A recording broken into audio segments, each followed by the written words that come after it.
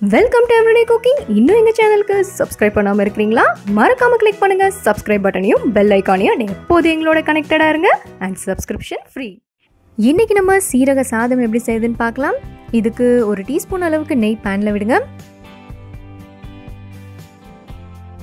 இதில் ஒரு பிரியாணி இலை, ஒரு சின்ன துண்டு பட்டை, 2 ஏலக்காய், 3லேருந்து 4 கிராம்பு ஆட் பண்ணிக்கோங்க. இதோட ஒரு டேபிள் ஸ்பூன் அளவுக்கு சீரகம் ஆட் பண்ணி நல்லா வறுத்துட்டே வாங்க.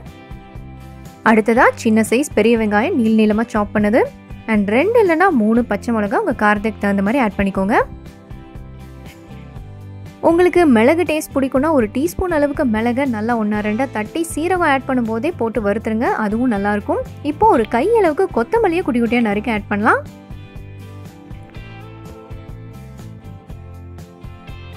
வெங்காயத்தை ரொம்ப ப்ரௌன் ஆகிற வரைக்கும் வதக்க வேண்டாம், ஓரளவுக்கு ஒரு 2-3 நிமிஷம் வதக்கினா போதும். இப்போ தண்ணி ஆட் பண்ணலாம். 2 கப் அளவுக்கு நான் தண்ணி விட்டுருக்கேன். 1 கப் நான் பாஸ்மதி ரைஸ் எடுக்க போகிறேன். ஸோ 1க்கு 2 தண்ணி. இதோட தேவையான அளவு உப்பு ஆட் பண்ணிக்கலாம்.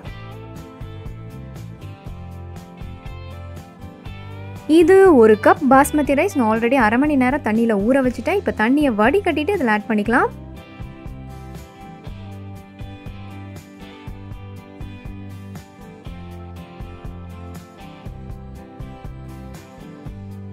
ஒரு மூடியை போடுங்க. நல்லா தண்ணி வற்றணும். வற்றுற வரைக்கும் நீங்கள் குக் பண்ண போகிறீங்க அண்ட் இதை மீடியம் ஃப்ளேம்லேயே குக் பண்ணுங்கள். இதோ தண்ணி நல்லா வற்றி வந்துருச்சு.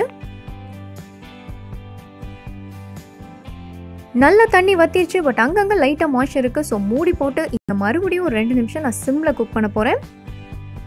இதோ ரெடி ஆயிடுச்சு.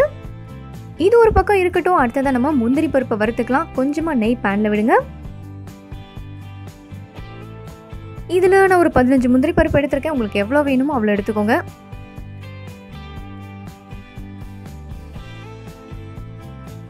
நல்லா ஒரு லைட் ப்ரௌன் ஷேட் வரணும், அது வரைக்கும் நல்லா பருப்பை வறுத்துக்கோங்க. இதோ பருப்பு ரெடி ஆயிடுச்சு. இப்போ இதை ரைஸோடு சேர்த்துடலாம்.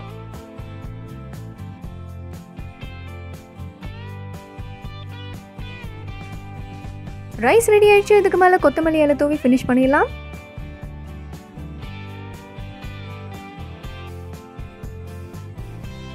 இதோ நம்மளோட சீரக சாதம் இங்கே சூப்பராக ரெடி ஆயிடுச்சு. வேறொரு இன்ட்ரெஸ்டிங்கான ரெசிபியோட உங்களை சந்திக்கிறோம். எங்கள் வீடியோஸ் எல்லாம் பிடிச்சிருந்தால் லைக் பண்ணுங்கள், ஷேர் பண்ணுங்கள், கமெண்ட் பண்ணுங்கள் அண்ட் மறக்காம எங்கள் சேனலுக்கு சப்ஸ்கிரைப் பண்ணுங்கள்.